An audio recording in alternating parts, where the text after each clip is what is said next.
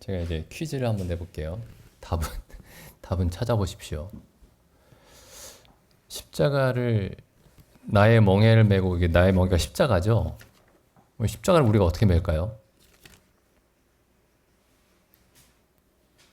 저기 주영재님 공방에 가서 십자가 하나 만들어 달라고 해서 매면 될까요? 그 로마 시대의 십자가 크기를 고증해 가지고 그 십자가 만들어 달라고 주문해서 이제 주영재님께 그 십자가를 어떻게 매죠?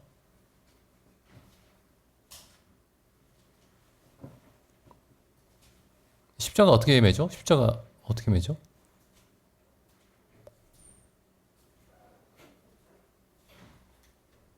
한번 생각해 보십시오. 십자가 어떻게 매죠? 이거 나의 멍에를 메고 나의 멍에를 보면 이제 마음의 쉼을 얻을 거라고 말씀하셨으니까 예수님의 멍에를 메면 십자가 마음의 쉼을 얻을 수 있구나. 그럼 어떻게 매죠? 근데 그거 그게 무슨 말이죠? 나의 멍에를 메고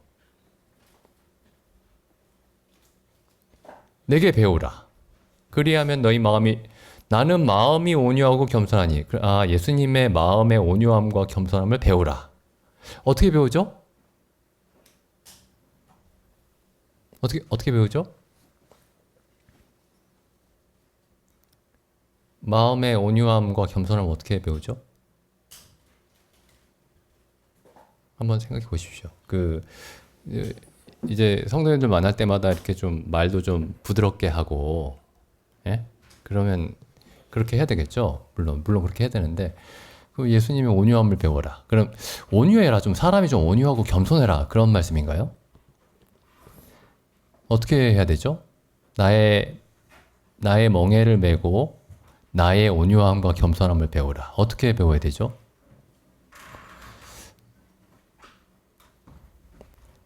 그리고 또 그 예수님이 이제 산상수훈을 말씀하셨죠. 아까 뭐 형제님도 말씀하셨지만은 심령이 가난한 자는 복이 있나니 천국이 저의 것이며 똑같은 말씀이죠.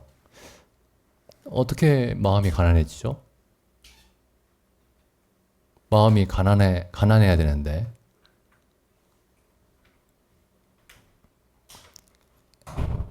마음이 청결한 자는 하나님을 볼 것이다. 마음이 어떻게 청결하게 되죠? 어떻게 청결해야 될까요? 청결하다는 말이 뭘까요? 마음이 청결하다. 마음이 청결하면 그 하늘나라에 갈 수 있다. 이런 말씀이죠. 마음이 청결하다. 어떻게 청결해지죠, 근데?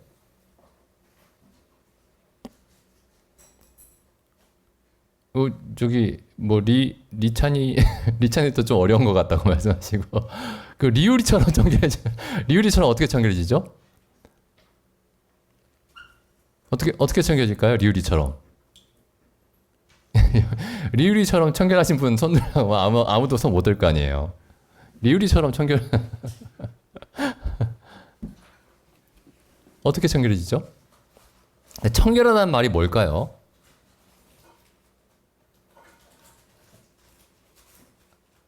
이게 성경을 보면은 이게 보면 다 뭐 이제 그렇게 말하면 너무 좀 과하긴 한데 수수께끼입니다. 수수께끼예요. 나의 수고하고 무거운 짐진 자들아 다 내게로 오라. 예수님이 그렇게 말씀하셨죠. 제가 제가 글씨를 알고 나서 처음 외웠던 그 말씀이에요. 이게 마태복음 11장 28절. 한 5살 때쯤 외운 것 같은데. 유장님 너무 놀라셔가지고 5살 때 아닌가 봐요. 한 7살 때 외운 것 같아요. 7살 때. 제가 글씨를 배운 게 7살 때니까. 근데 이게 무슨 말이죠?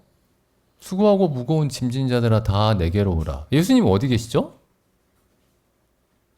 그 예수님께 나오란 말이 무슨 말일까요? 이게 보면은 여기 성경에서 사용하고 있는 말들은 굉장히 쉬운 말입니다. 이게 그 초등학교 한 6학년까지 다니면 6학년까지도 아닐 수도 있어요. 한 5학년 정도 되면은 모르는 말이 별로 없죠, 여기에. 나의 멍에. 그럼 멍에는 뭐 이제 인터넷 찾아서 그림 보여주면 알 거고. 별로 어려운 말이 별로 없습니다. 뭐 나는 포도나무요, 나는 참 목자요, 너희는 양떼요. 뭐 이런 말씀들 보면은 어려운 그 말들이 별로 없습니다. 근데 다 내게로 오라. 어떻게 오라는 얘기죠? 뭐 교회 나오라는 얘기인가요? 그럼 이게 뭘까요? 이게 교회 나오라는 얘기인가? 아니면 골방에 들어가서 예수님께 기도하라는 얘기인가요? 아니면은 성경을 통해서 예수님을 만날 수 있으니까 성경을 읽으라는 얘기인가요? 다 내게로 오라. 근데 이제 이런 게 있죠. 성경을 읽어도 예수님을 못 믿는 사람이 있고, 알지 못하는 사람이 있고, 기도를 해도 예수님을 모르는 사람이 있고, 예수님께 나아간다라고 하니까 또 어떤 사람들은 길거리에 가서 이제 예수님 그림이 얼굴이 그려진 성화를 사가지고 집에다 갖다 놓고 그 앞에 나가서 이제 예수님께 나아간다고. 예수님께 나아가는 게 뭘까요? 이게 되게 제가 이거 마태복음 5장에 예수님이 그 복 있는 사람에 대해서 이제 이 말씀하실 때 이게 굉장히 이제 아름다운 이 말이 굉장히 아름답게 들리는데, 심령이 가난한 자는 복이 있나니 천국이 저희 것이며, 애통하는 자는 복이 있나니 저희가 위로를 받을 것이며.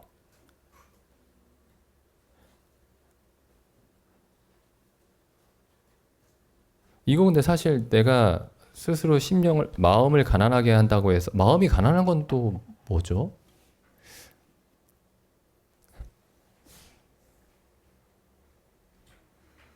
의에 줄이고 목마른 건 또 뭐죠?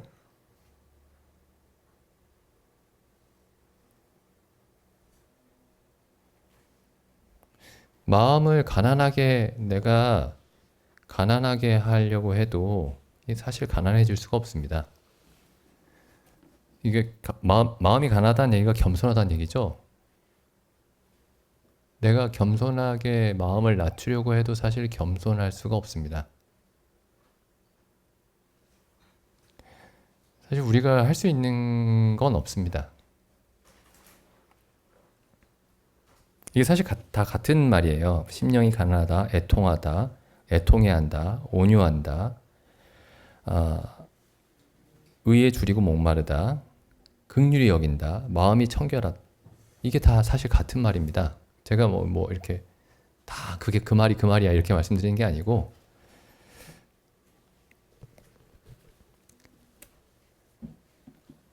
십자가를 맨다 이 말도 되게 추상적인 말이죠.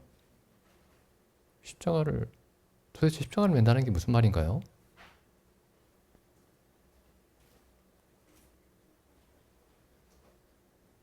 근데 이제 성경에서 십자가가, 제가 지난번에도 이제 말씀을 드렸는데, 여러 차례 말씀드렸죠. 십자가가 여기 예수님, 그 사복음서에 나와 있는 예수님의 말씀이 사실은 사도 바울의 그 설명이 없이는 이해하기 어려운 게 굉장히 많습니다. 거의 다라고 해도 과언이 아니에요. 사도 바울을 통해서 복음의 설명을 듣지 않으면은 이해하기 어려운 것들이 굉장히 많습니다. 추상적으로 되어 있어요. 그러면 심령이 가난하다는 말은 무슨 말이냐면은, 쉽게 얘기하면은, 그러니까 예수 그리스도의 그 십자가에 달린 예수 그리스도의 의미를 알아야 된다, 이런 말입니다. 근데 예수 그리스도께서 십자가에 달리셨는데 그게 우리를 대신해서 달리신 거죠. 나를 대신해서. 그러니까 죄인으로서 달리신 거죠, 예수님이. 죄인. 그러니까 하나님 앞에서 우리가 십자가에 달린 예수님을 보면서, 예수님이 하나님의 모든 저주와 진노를 받으셨죠. 예수님이 하나님의 모든 저주와 진노를 받으셨습니다. 근데 그게 본래 내 자리라는 거죠. 그러니까 하나님의 나에 대한 평가라는 겁니다.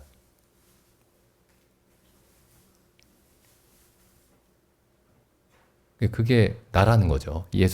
예수님이 달리셔야 되는 그 저주의 나무가 내가 있어야 할 곳이라는 겁니다.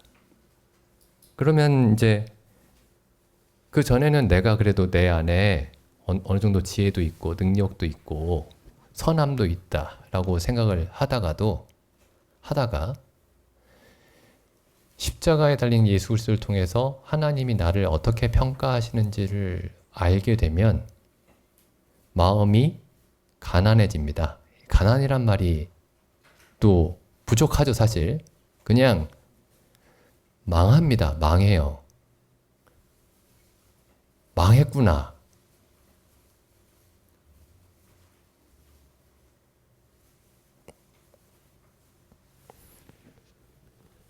근데 그게 이제 죄인의 십자가의 의미죠. 근데 의인도 마찬가지입니다. 의인. 예수님은 우리의 죄를 대신해서 죄인으로서도 십자가에 달리셨지만은 의인으로서도 십자가에 달리셨죠. 의인은 어떻게 말하냐면은 이렇게 말합니다. 의인은 내가 의를 행할 능력이 내게 있고 의를 행할 지혜가 내게 있고 의에 대한 지식이 내게 있다. 의로움에 대한 지식이. 그래서 내가 의를 행할 수 있고 의를 이해할 수 있고 그렇게 말하는 게 아니고 의인이 뭐라고 얘기하냐면요. 요한복음 5장 보시죠. 요한복음 5장 19절.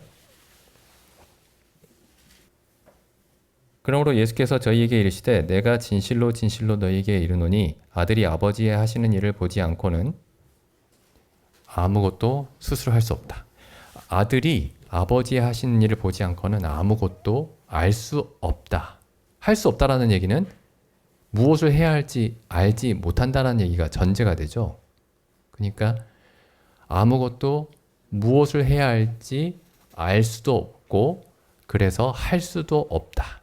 무지하고 무능하다. 이런 뜻입니다. 아버지께서 알려주시지 않으면은 아버지께서 한량없이 요한복음의 처음에 나오는 2장인가요? 나오는 표현이죠. 하나님이 한량없이 성령을 베풀어 주지 않으시면 나는 아무것도 알지 못하고 아무것도 할 수 없다. 그러니까 무지함과 무능함, 무력함이죠. 그게 십자가의 의미입니다. 십자가에 달린 사람이 아무것도 할 수 없죠. 죽었기 때문에.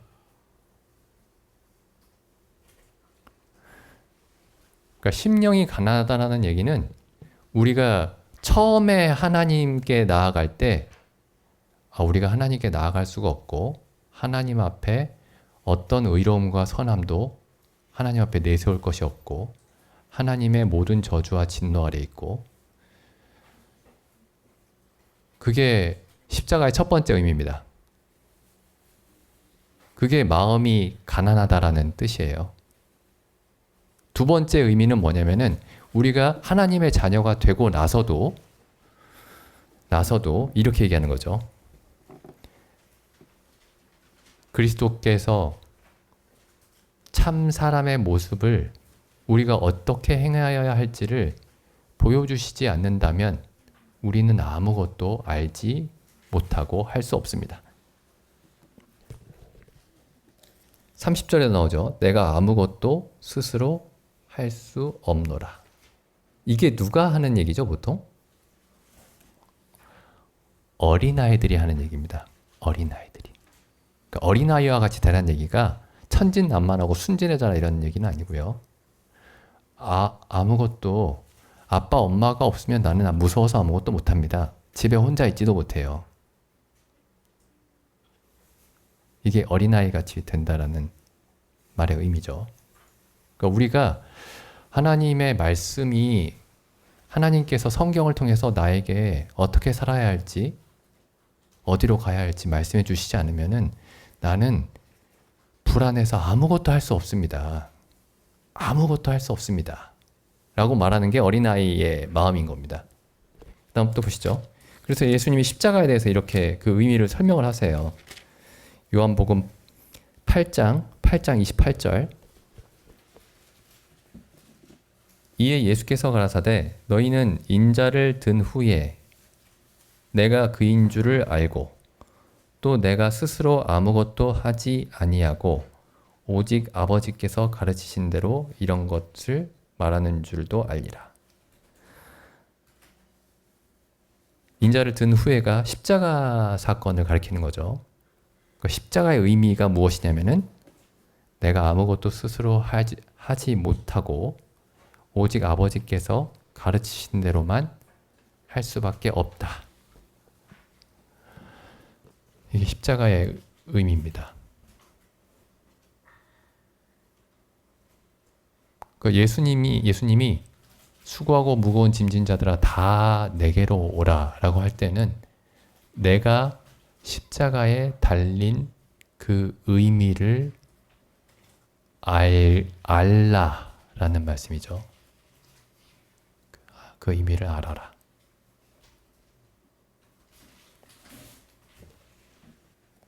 그래서 이제 그 마태복음 5장의 그 산상수훈이나 심령이 가난한 자는 복이 있나니에서 쭉 시작하는 그 말씀이나 아니면 예수님이 마태복음 11장에서 수고하고 무거운 짐진 자들아 다 내게로 오라. 뭐 너희가 어린아이와 같이 되지 아니하면 한나라에 들어갈 수 없다. 이런 말씀이나 나는 마음이 온유하고 겸손하다. 나의 멍에를 메고 내게 배우라. 이런 모든 말씀들이 전부 다 십자가의 의미를 가리키고 있습니다. 십자가의 의미를. 죄인이 무엇이고 의인이 무엇인지를 가리키는 말씀이죠.